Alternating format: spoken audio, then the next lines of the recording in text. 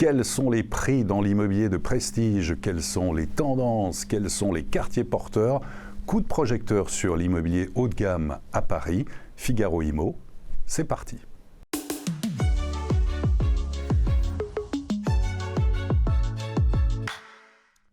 Carole Medioni, bonjour. Bonjour.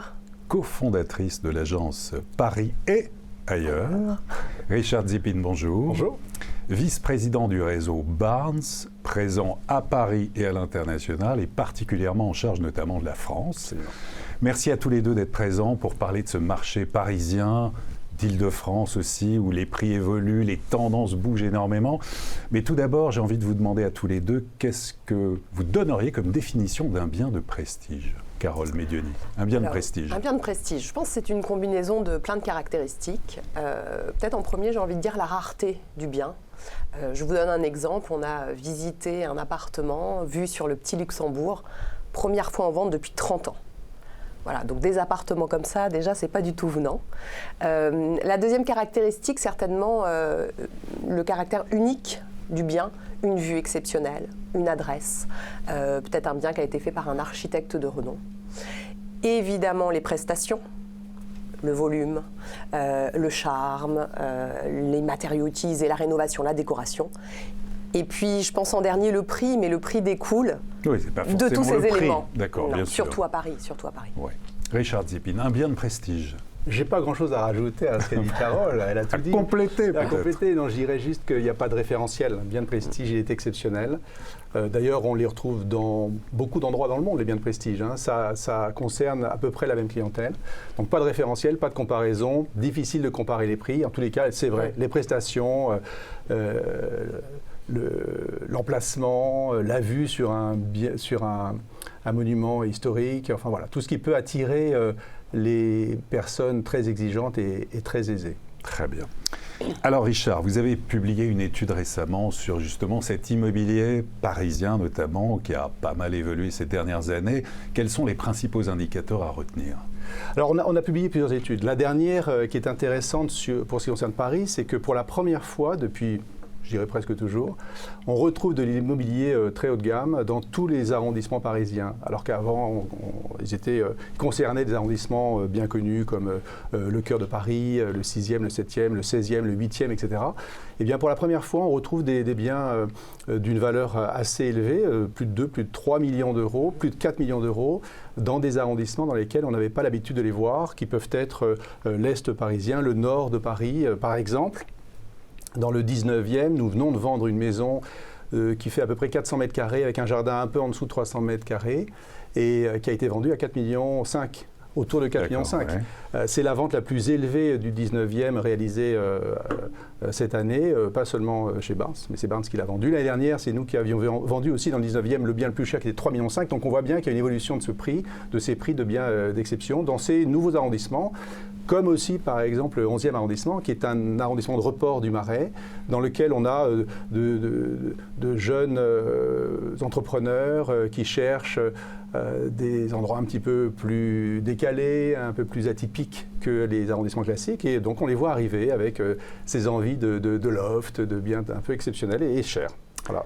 Alors, ce marché parisien qui a vu notamment le retour des étrangers, et notamment des Américains. Absolument. Donc, je reviendrai bien 2 ans en arrière, parce que s'il y a 2 ans ou 2 ans et demi, on nous avait dit vous allez vivre une pandémie mondiale et vous allez vivre une guerre quasi mondiale aux portes de l'Europe, on aurait dit non mais vous êtes gentil.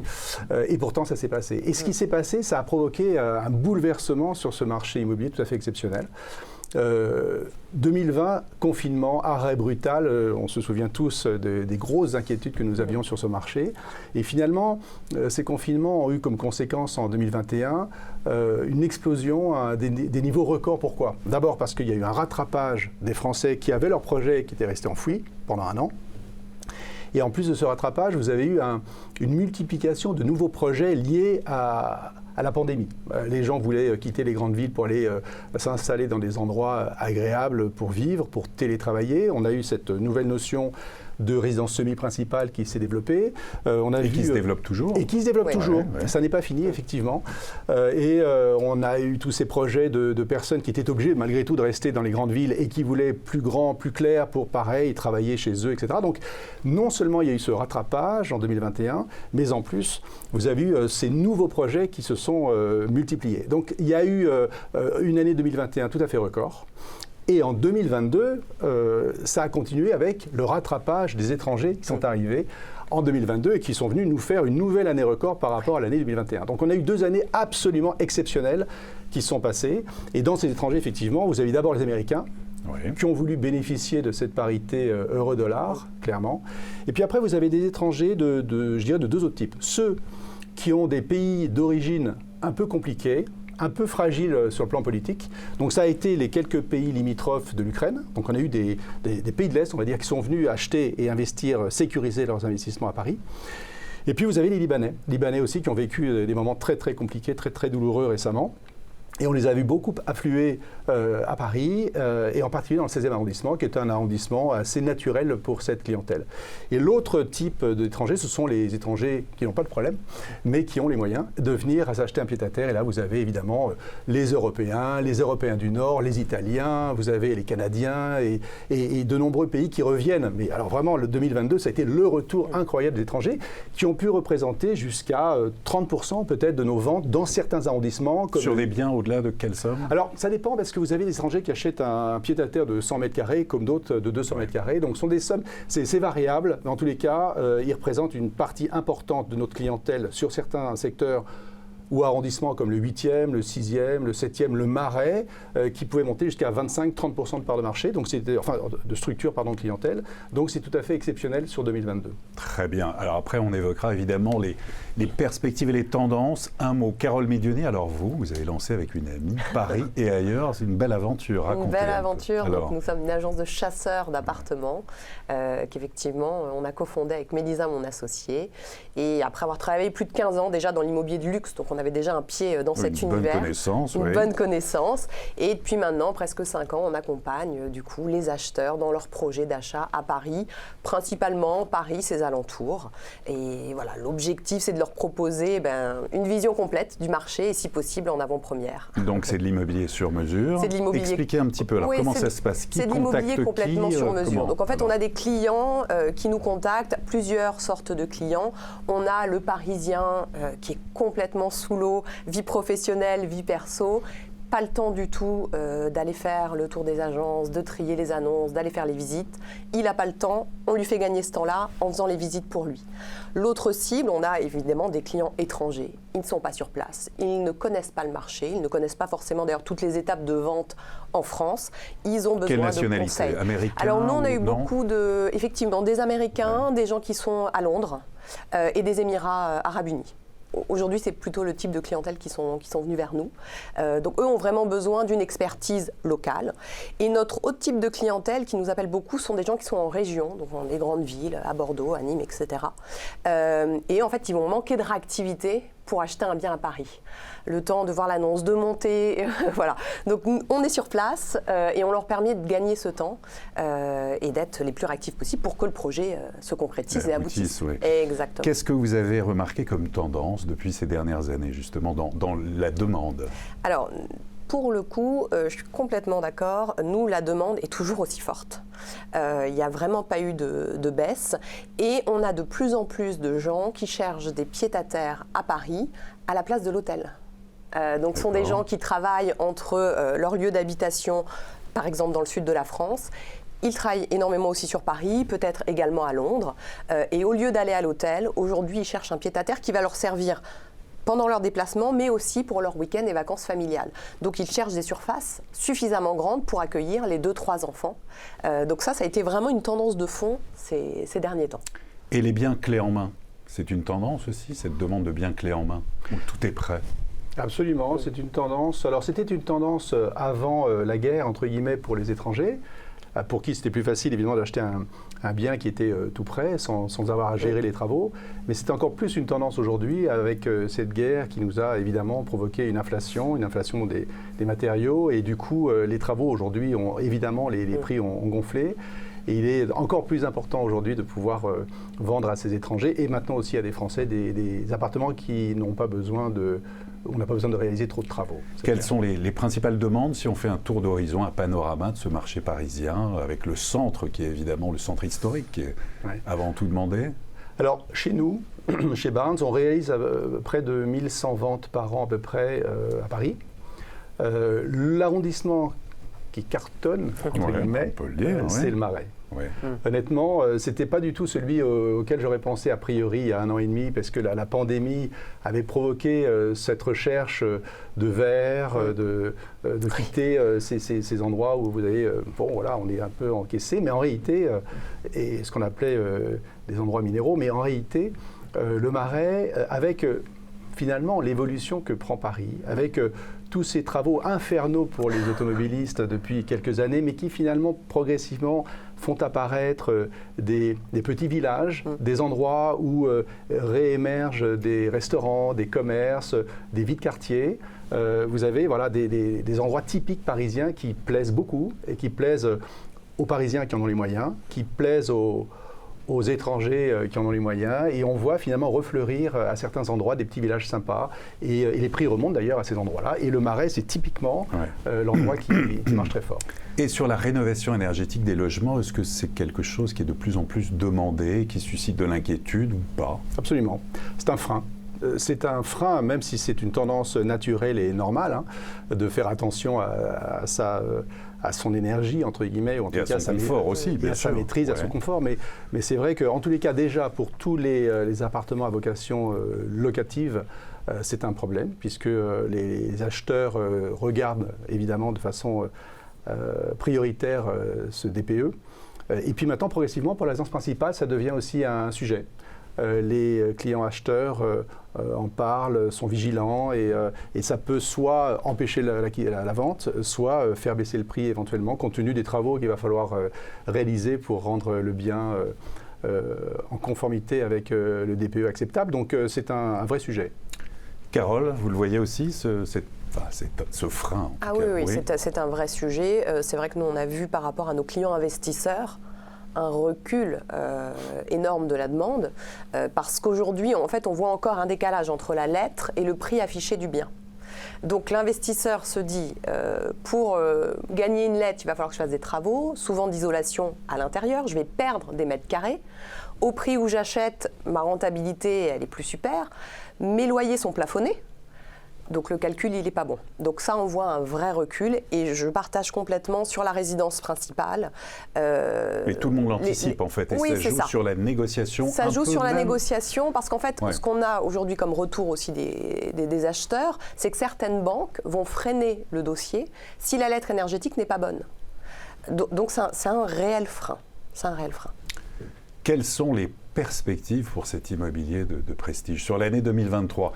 Les notaires parisiens indiquaient il y a peu de temps, en fait, quand ils se projettent sur les avant-contrats, que maintenant 8 arrondissements parisiens sur 20 sont sous la barre symbolique des 10 000 € par mètre carré. Il n'y en avait que 4 il y a 2 ans. Est-ce que ça veut dire que l'immobilier de prestige va suivre un petit peu cette pente, ce petit ralentissement, Richard? Alors je distinguerai 2 segments. Vous avez un segment haut de gamme, qui va jusqu'à à peu près 3 millions d'euros, qui correspond à une valeur relativement élevée maintenant. Et vous avez le segment très haut de gamme, on va dire au-dessus de 3 millions d'euros. De mon point de vue, ce segment très haut de gamme ne souffrira pas de baisse de prix, ne souffrira pas de grand-chose, parce que vous avez de plus en plus de clients très très aisés, ce qu'on appelle les ultra high net worth individuals. Ceux-là sont de plus en plus nombreux et sont toujours intéressés par ces biens exceptionnels. Donc ce segment marche très fort. Les prix, à mon avis, ne baisseront pas, mais ils ne représentent peut-être que 10% ou 15% de ce grand marché haut de gamme. Sur le reste, de mon point de vue, clairement, les prix ont commencé à baisser et vont continuer encore à baisser. Et sur l'activité? Et l'activité, jusqu'à la fin de l'année dernière, on était en progression, on a fait une année 2022 tout à fait record, on va dire, mais depuis janvier, l'activité baisse. Même si le mois de mars se présente plutôt très bien, janvier-février a été en baisse, donc on sent bien qu'il y a, alors est-ce qu'on parle de retournement, on va dire de rationalisation. Vous savez, ce qui s'est passé, ce que je disais tout à l'heure, les 2 dernières années, 2021-2022, c'est comme si vous avez tiré sur l'élastique et vous le lâchez. Donc en fait, en termes d'activité et de prix, c'est monté sans doute plus haut que le niveau normal. Et ce qui se passe aujourd'hui du point de vue conjoncturel, à la fois la guerre, l'inflation, les taux d'intérêt, la crise globale. Oui, le manque de visibilité aussi. Le manque de visibilité fait que ça va nous ramener plus vite que prévu à un marché rationnel. Juste un petit exemple. Lorsqu'aujourd'hui vous prenez un emprunt, vous avez des taux d'intérêt qui ont plus que triplé en 2 ans. Ça veut dire que le coût de votre emprunt d'aujourd'hui peut représenter jusqu'à, en fonction de l'emprunt que vous prenez, jusqu'à 10% de la valeur du bien que vous voulez acheter. Donc d'un côté, vous avez un coût qui va vous plomber vos moyens d'acquisition, et en parallèle, la conséquence directe, c'est que les prix commencent à baisser, et donc le prix de vente de votre appartement que vous devez vendre pour acheter votre bien baisse. Donc l'un dans l'autre, cette espèce d'effet ciseau fait que naturellement, les prix doivent baisser pour atteindre un niveau rationnel.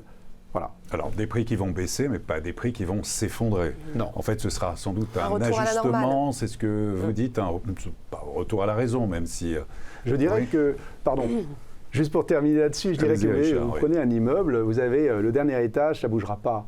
Le 3e, 4e, s'il est clair, bon, ça va peut-être secouer un petit peu, moins 5%, à tout casser. Mais le premier étage va baisser de 10%. Ouais. Donc c'est un peu symbolique, mais c'est sans doute ce qui risque de se passer. Carole.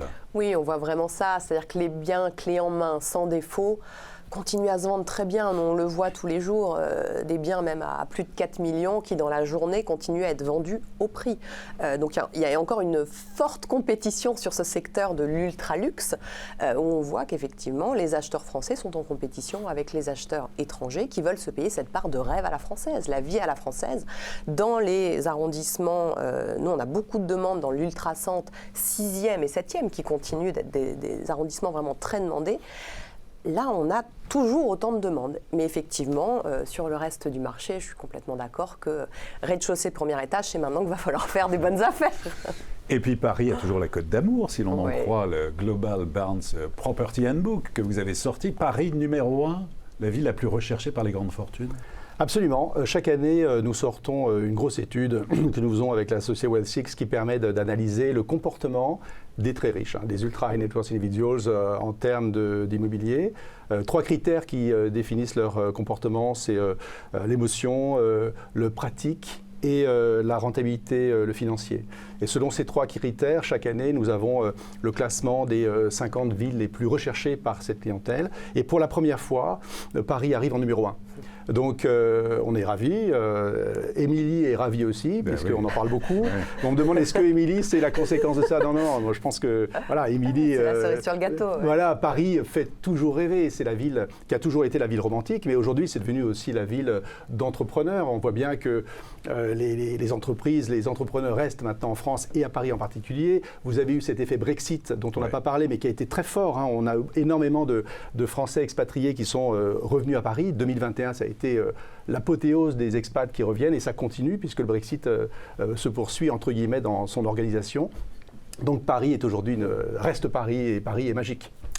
Pour revenir, Carole, quelques instants par rapport à un réseau comme Barnes et tout ça, une fédération des chasseurs immobiliers, des chasseuses aussi immobilières. Tout à fait. Qu'est-ce que c'est ? Qu'est-ce que ça implique ? La fédération, vous voulez dire ? Alors effectivement, on a une fédération qui s'appelle la FCI, la Fédération des chasseurs immobiliers, et qui regroupe tout le métier de chasseur immobilier. L'intérêt de cette fédération, c'est d'avoir un peu plus de poids en termes de communication, que les gens nous connaissent en fait. Oui, parce que vous êtes combien ? Alors on doit être environ 200. On s'est regroupé en fait. Il y avait 2 fédérations historiques. Aujourd'hui, on est une seule et même fédération. Il y a besoin d'être plus connu auprès du grand public. Tout le monde ne connaît pas ce métier de chasseur. Il a eu le vent en poupe il y a quelques années grâce à une émission TV. Aujourd'hui, voilà, et c'est de faire reconnaître la plus-value de ce métier, de dire que l'acheteur est accompagné par un professionnel, le vendeur est accompagné par un professionnel, et ces 2 professionnels vont faire en sorte que les 2 projets aboutissent le mieux possible. Et vous êtes amenés à travailler ensemble, parfois, non ? Ah oui, alors nous, on travaille énormément avec le réseau Barnes, parce que c'est vrai que la majorité de nos acquéreurs sont plutôt sur une tranche haut de gamme, parisienne, et de fait, Barnes a beaucoup de mandats qui correspondent aux biens que recherchent nos clients. En matière de conseils, justement, quels sont vos conseils pratiques ? En quoi faut-il être particulièrement attentif aujourd'hui quand on veut acheter ou vendre un bien immobilier ? Oui. Carole. Alors, ma première réponse va peut-être un peu vous surprendre, mais quand on achète à 2, le plus important, c'est de coordonner ses envies. Être sûr qu'on recherche la même chose dans le couple. Parce que nous, on a eu le cas où quand en fait Ça le arrive projet, souvent, ça peut arriver, Ouais. et du coup le projet n'aboutit pas. Et c'est pas que les biens ne correspondent pas au cahier des charges, c'est que voilà, il faut vraiment, première chose, se mettre bien d'accord. Donc forcément, deuxième conseil, ça en découle, j'ai envie de dire, être bien accompagné. Et c'est pour ça que le métier de chasseur s'est développé, pour aider à bien définir ce projet. Faire du sur-mesure. Faire du sur-mesure. Quand j'investis, c'est un pur investissement rentabilité ou je constitue un patrimoine. Je ne vais pas chercher la même chose dans les deux cas. Un autre conseil, je pense, très important dans l'immobilier, c'est de suivre son intuition. Laisser la place au coup de cœur, peut-être savoir faire des compromis sur sa liste de départ. Il y a une énorme part de subjectif dans l'immobilier. Oui. Et on se rend bien compte que lors des premières secondes dans un appartement, il se passe quelque chose ou pas. Richard. Alors, je suis absolument d'accord avec ce que dit Corinne. Tout à l'heure, j'évoquais cette étude qu'on faisait sur les ultra-riches. Je pense que ces 3 critères que j'évoquais sont ceux qui sont adaptables à tout type d'acquisition. Vous avez le critère émotion. Donc, c'est vrai, l'émotion, c'est un métier toujours, où l'émotion est permanente, Oui. parce que c'est un endroit de vie pour sa famille, pour les siens, etc. Donc, l'émotion, elle est toujours là. Vous avez le côté pratique. Il est important de savoir où se situe l'appartement que vous cherchez à acheter par rapport à vos centres d'intérêt, à votre activité professionnelle, à l'école des enfants, etc. C'est important et les clients ne s'y trompent pas. Et vous avez l'aspect financier. Alors l'aspect financier, c'est souvent la question quand il s'agit de sa résidence principale, c'est est-ce que je la revendrai correctement ? Je dirais que c'est peut-être le moins important pour ce qui concerne sa résidence principale. Je pense que le plus important, c'est est-ce que j'ai envie, est-ce que je m'y sens bien, et est-ce que le côté pratique y est, et l'aspect rentable est peut-être le dernier point. En revanche, quand vous achetez une propriété qui sera une autre propriété que la résidence principale, là pour le coup, évidemment, cet aspect est important et il y a vraiment des optimisations très intéressantes à faire, dont on pourra parler un autre jour sans doute. Oui, des anecdotes ou des réflexions dans le domaine ? Non, mais je voulais juste rebondir sur aussi, pour moi, un des critères les plus importants et le conseil, c'est l'adresse. En fait, la localisation. Donc on en revient à l'emplacement. C'est l'emplacement, parce qu'une belle adresse, malgré les crises, ça continuera à bien se vendre. Donc voilà, vraiment faire très attention à ce point-là. Et si l'on sort de Paris, quelles sont peut-être les villes à suivre, ou des secteurs porteurs en dehors de Paris ? Si on est en Île-de-France, qu'est-ce que vous voyez, vous ? Nous, on a toujours beaucoup de demandes sur les villes limitrophes, les Vincennes, les Levallois, les Neuilly, les Boulogne. En fait, ça n'a pas vraiment évolué. Ça va être les gens qui étaient dans Paris, proches de ces villes-là, Il n'y en a qui pas finalement... une qui prend ou non, vous ne voyez pas ? Pas de notre côté. En fait, il n'y en a pas une qui, de mon point de vue, il n'y en a pas une oui. qui ressort vraiment. Mais effectivement, comme le dit Corinne, c'est toujours un peu les mêmes qui sont dans l'ouest très résidentiel. Vous avez les Hauts-de-Seine. Alors, vous avez 2 pôles. Le pôle, ce qu'on appelle chez nous les Hauts-de-Seine Nord, donc tout ce qui est Asnières, Bois-Colombes, etc., qui est très prisé parce que c'est très facile d'accès par rapport à Neuilly et Paris. Et vous avez ceux qui souhaitent être un peu plus éloignés, qui sont Hauts-de-Seine-Ouest, on va dire, tout ce qui est Saint-Cloud, Ville d'Avray, Gare, Chemin de la Coquette, qui sont très résidentiels, un peu moins faciles d'accès. Et vous avez plus loin les Yvelines avec Versailles et ses villes limitrophes et Saint-Germain-en-Laye, qui sont là aussi, on est très présents, qui marchent très fort et qui sont, pendant la pandémie, étaient un petit peu plus prisés que les Hauts-de-Seine, parce que d'accès plus facile en train, par exemple, et avec des prix un tout petit peu inférieurs. Donc c'était un endroit qui était plus prisé à ce moment-là. Aujourd'hui, tout est redevenu assez élitiste. Et de l'autre côté, pareil, vous avez la Val-de-Marne avec Saint-Mandé, Vincennes et Saint-Maur, quelques villes comme ça qui marchent bien. Et si l'on revient sur Paris, donc vous évoquiez tout à l'heure, Richard, notamment le 16e arrondissement, qui devient vraiment très à la mode depuis 2 ans à peu près. En fait, le 16e arrondissement, effectivement, a eu des périodes de mode et pas mode. Aujourd'hui, c'est redevenu un arrondissement qui plaît, mais avec des nuances qui étaient assez marquées par ce qui s'est passé depuis 2 ans. Lorsque, en 2021, vous avez eu le retour des expatriés qui revenaient de New York, de Singapour et surtout de Londres, vous avez le cœur du 16e, tout ce qui est la Muette-Passy, qui a explosé parce que vous avez énormément d'hôtels particuliers, de beaux appartements à cet endroit et que ces expatriés avaient quitté ces endroits avant de partir s'expatrier pour revenir. Donc ça a explosé. La valeur, les prix et l'activité a très fortement marché. Alors que le Trocadéro et on va dire Chaillot et Porte-Dauphine a beaucoup moins bien marché en 2021 parce que c'est une partie d'arrondissement qui est dédiée à la clientèle internationale qui était absente à ce moment-là. En 2022, ça s'est inversé. Ça s'est inversé. On a fait le plein en 2021 sur la Muette, ça s'est calmé largement. Et sur le Trocadéro, Chaillot, ça a reprogressé en termes d'activité et surtout en termes de prix. Et là, vous avez tous les étrangers qui arrivent et qui adorent ce quartier, près de l'Étoile, avec la vue sur Paris, etc. Et vous, Carole, donc une évolution sur les quartiers parisiens ou Alors, nous, vraiment, et c'est depuis le démarrage, 6e en tête. C'est l'arrondissement le plus demandé par nos clients étrangers, par les clients qui cherchent un pied-à-terre, en fait, vraiment par tout le monde. Et l'Ultracentre, je suis complètement d'accord sur le Marais. Gros retour en force. Parce qu'en fait, c'est très central, on va partout très vite. Donc on est vraiment au cœur de Paris, c'est les beaux bâtiments, c'est l'histoire. Conclusion à tous les deux, optimiste pour cette année 2023, Richard? Alors je dirais que dans l'immobilier, il faut toujours être optimiste. Surtout à Paris, parce que Paris est une petite ville sur le plan de la taille par rapport aux grandes villes, les grandes métropoles internationales. Et elle est au cœur de tous les étrangers. Donc il y aura toujours une demande très forte par rapport à une offre relativement faible. Donc je reste optimiste et quand vous regardez la courbe de l'activité immobilière depuis 20 ans, vous qui êtes un grand professionnel de l'immobilier, vous voyez bien qu'on peut rester optimiste. Carole, le mot de la fin. Très optimiste aussi. On continue à avoir une demande qui est bien supérieure à l'offre et c'est toujours la part du rêve. Carole Medioni, merci beaucoup. Merci Olivier. Richard Zipin, merci également. Merci Olivier. Et à très bientôt pour une prochaine édition de Figaro Immo.